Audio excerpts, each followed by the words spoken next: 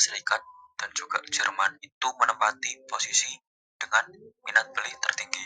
Kemudian disusul oleh beberapa negara seperti Austria, Brasil, dan juga Prancis sebagai pasar potensial menengah. Nah, negara-negara seperti Venezuela, United Kingdom, dan juga Swedia cenderung memberikan kontribusi yang stabil. Sementara itu, Polandia dan Norwegia menunjukkan minat beli yang relatif rendah. Dari data tersebut dapat ditarik kesimpulan bahwa Amerika Serikat dan juga Jerman masih memegang peran yang sangat penting terhadap distribusi penjualan secara global. Selanjutnya yaitu mengenai data dari pemasok utama. Dari data tersebut menunjukkan bahwa Night Owl dan juga Jungle Chill merupakan pemasok dengan kontribusi terbesar. Masing-masing menyuplai sekitar 4.000-an unit barang, jauh melampaui beberapa pemasok lainnya. Pemasok seperti Sabir Crown, Caribbean Light, dan Brick Lantern menempati posisi menengah dengan kisaran 2.500 sampai 3.000-an unit. Sementara itu, mayoritas pemasok lainnya berada pada kisaran 1.000 sampai 2.000 unit. Hal ini itu menunjukkan bahwa distribusi pasokan yang cukup merata, meskipun volumenya relatif. Baik, selanjutnya itu ada mengenai grafik penjualan bulanan.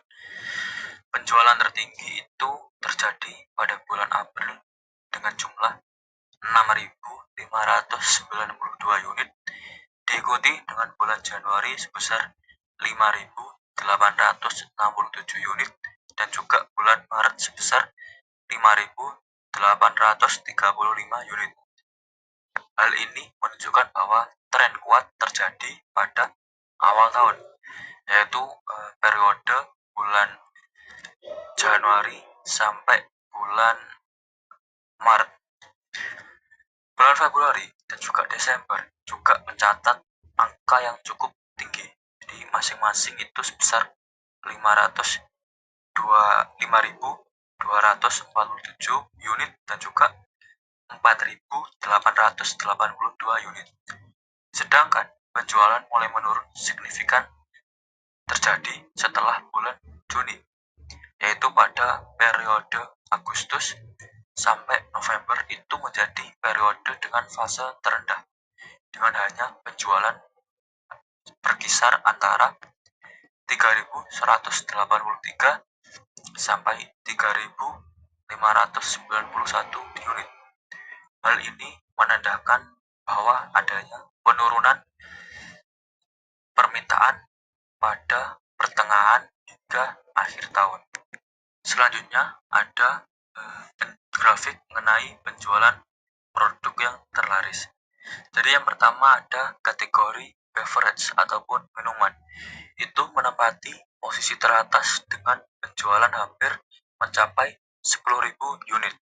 Diikuti oleh dairy produk ataupun produk susu, kemudian seafood atau makanan laut, dan juga confection atau manisan, bisa juga permen. Itu berada di level menengah sekitar 6.000-an unit.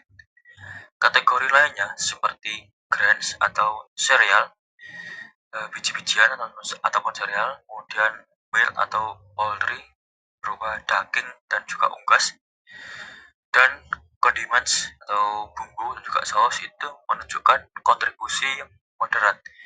Itu berkisar antara 4.000 sampai 5.500 unit.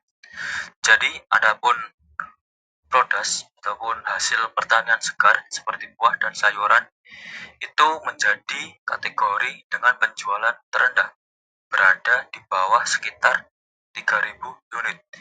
Jadi pola ini menegaskan bahwa pasar lebih didominasi oleh produk minuman dan juga susu. Oleh karena itu, alangkah baiknya jika perusahaan itu lebih banyak memproduksi minuman dan juga susu, karena berdasarkan data di atas itu menunjukkan produk minuman dan juga susu memiliki grafik penjualan yang tertinggi, yang menandakan bahwa produk tersebut sangat laris di pasar. Selanjutnya itu ada mengenai performa tim penjualan.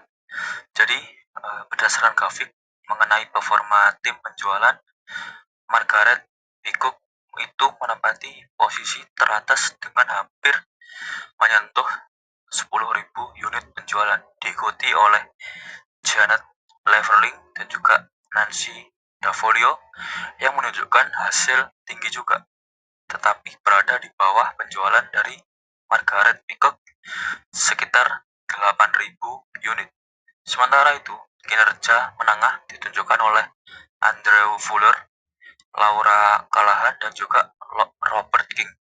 Itu masing-masing sekitar 6 ribuan unit.